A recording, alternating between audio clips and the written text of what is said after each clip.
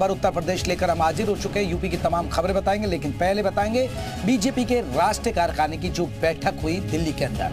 BJP के राष्ट्रीय अधिवेशन के आखिरी दिन पीएम मोदी ने भारत मंडपम से 2024 के महामुकाबले का बिगुल फूंक दिया है। उन्होंने 400 का टारगेट पार करने के लिए पार्टी को जीत का मंत्र दिया। उधर गृह मंत्री अमित शाह ने आगामी लोकसभा चुनाव को कौरवों बनाम पांडवों की लड़ाई करार दे दिया। अमित शाह, रक्षा मंत्री राजनाथ सिंह और राष्ट्रीय अध्यक्ष जेपी नड्डा भारत राष्ट्रीय अधिवेशन का शुरुआत हो गई है और आपको बता दें कि 2 दिवसीय राष्ट्रीय अधिवेशन करीब 64 मिनट के समापन भाषण में मोदी ने लोकसभा चुनाव की तैयारी का ब्लूप्रिंट पार्टी नेताओं के सामने रखा और लोकसभा चुनाव को लेकर उन्हें टारगेट दिया। आज विपक्ष के नेता भी एनडीए सरकार 400 पार के नारे लगा रहे हैं।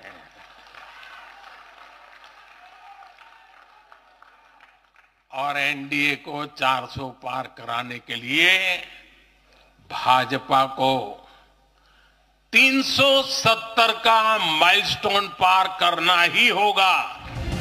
लक्ष्य बड़ा है लेकिन मुश्किल नहीं।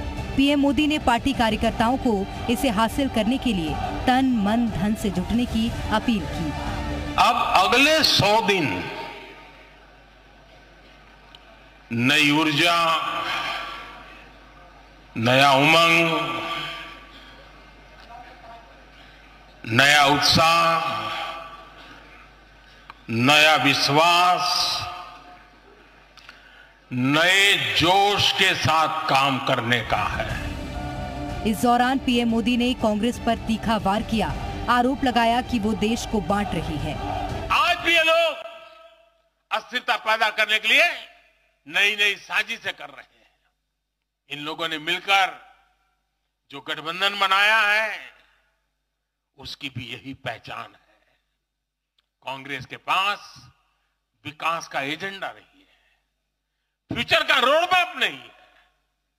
ये देश को कभी भाषा के आधार पर तो कभी क्षेत्र के आधार पर बांटने में जुटे हुए हैं। इससे पहले गृह मंत्री अमित शाह भी विपक्षी गठबंधन और कांग्रेस पर बरसे। उन्होंने आने वाले लोकसभा चुनाव को कौरव पांडव से जोड़ा। मैं आज आप सबके माध्यम से करोड़ों भारतीय जनता पार्टी के कार्यकर्ताओं को कहने आया, अगला चुनाव 2 खेमे पड़े हुए हैं।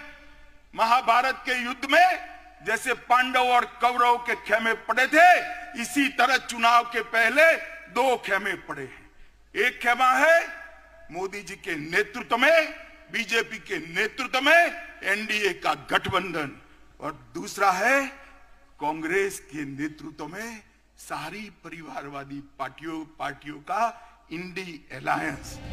अमित शाह ने विपक्षी दलों पर परिवारवाद का आरोप लगाया और इंडिया गठबंधन को पारिवारिक गठबंधन करार दिया। मित्रों, इस देश के अंदर 2G, 3G और 4G पार्टियां हैं। 2G से मतलब आप 2G घोटाले से नहीं है। 2 generation party, 3 generation party, 4 generation party, 4 पीढ़ी तक नेता नहीं बदलता है। 4 पीढ़ी तक नेता नहीं बदलता है। क्यों भाई? देश के किसी युवा में कौवत नहीं है, वो आगे नहीं बढ़ सकता। बीजेपी के विरोध के लिए बना विपक्षी गठबंधन दम तोड़ रहा है। बिहार से लेकर पश्चिम बंगाल, उत्तर प्रदेश, महाराष्ट्र, पंजाब में इसके किले ढहते नजर आ रहे हैं। बावजूद इसके बीजेपी जोखिम मोल लेने के मूड में नहीं है और शिद्दत से लोकसभा की रणनीति बनाने में जुटी है। ब्यूरो रिपोर्ट, जी मीडिया। तो चलिए, कांग्रेस पर प्रहार किया है और आपको दिखाते हैं कि क्या कुछ कहा नरेंद्र मोदी ने और गृह मंत्री अमित शाह ने। दरअसल आपको बता दें, कांग्रेस अस्थिरता और परिवारवाद की जननी है।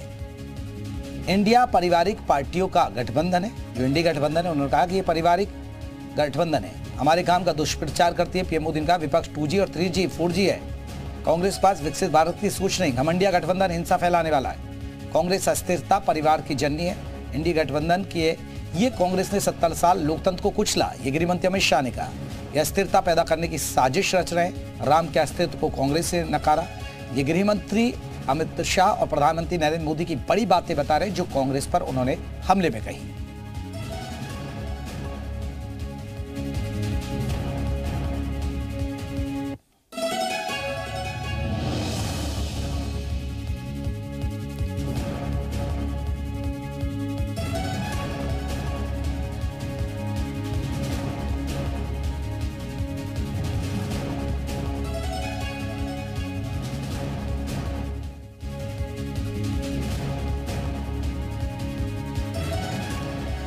2 दिन तक चले राष्ट्रीय अधिवेशन में प्रधानमंत्री नरेंद्र मोदी के नेतृत्व में बीजेपी ने लगातार तीसरी बार चुनाव जीतने का संकल्प लिया है। और बीजेपी का 2024 चुनाव के लिए थीम सॉन्ग लॉन्च किया। 6 मिनट के थीम सॉन्ग का टाइटल एक बार फिर मोदी सरकार है। इस वीडियो में पीएम मोदी के चेहरे को ही भुनाया गया है। वीडियो में बीच बीच में पीएम मोदी के कार्यकाल में देश के नाम दर्ज हुई बड़ी उपलब्धियों की झलकियां भी दिखाई गई। राष्ट्रीय अधिवेशन में 14 राष्ट्रीय भाषाओं में बने इस गीत को पेश किया गया।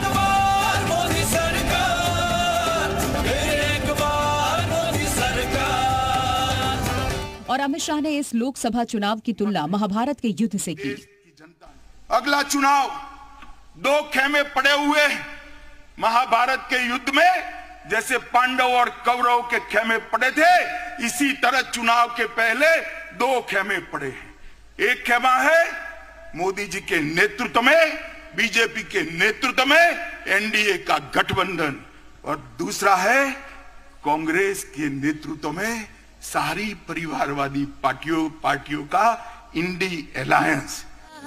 भारतीय जनता पार्टी ने जनवरी में भी अपना एक थीम सॉन्ग लॉन्च किया था। 25 जनवरी 2024 को लॉन्च किए गए इस थीम सॉन्ग के बोल थे, सपने नहीं हकीकत बुनते हैं, तभी तो सब मोदी को चुनते हैं। तो बीजेपी 370 पार कैसे करेगी? दरअसल आपको बताते हैं कि बीजेपी ने यही नारा दिया कि हमें 370 पार जाना और इंडिया गठबंधन को हराना है कैसे भी। तो गुजरात में देखिए 26 से 26 सीटें, हरियाणा में 10 में 10 2019 का आंकड़ा बता रहे हैं। दिल्ली में 7 की 7 लोकसभा पर बीजेपी काबिज हुई थी। ये जहां सुपड़ा साफ हो गया था बाकी दलों का। उत्तराखंड में 5 की 5 सीटें, या कांग्रेस का सुपड़ा साफ हो गया था। हिमाचल में 4 की 4 सीटें, 4 सीटें लोकसभा की 4 की 4 बीजेपी जीत गए। चंडीगढ़ में 1 सीट है, वो भी किरण खैर के खाते में चली गई थी, बीजेपी जीत गई थी। त्रिपुरा में 2 सीटें, वहां भी बीजेपी ने, ये वो राज्य जहां बीजेपी ने सुपड़ा साफ किया। अरुणाचल प्रदेश में 2 में से 2 सीटें थी। तो यहां बीजेपी ने 2019 में आपको बता दें कि इस तरीके से चुनाव जीता था। कई राज्यों में सुपड़ा साफ हुआ, जिसमें उत्तराखंड, हिमाचल, दिल्ली, हरियाणा, गुजरात और इसके अलावा चंडीगढ़, त्रिपुरा, ये वो राज्य थे।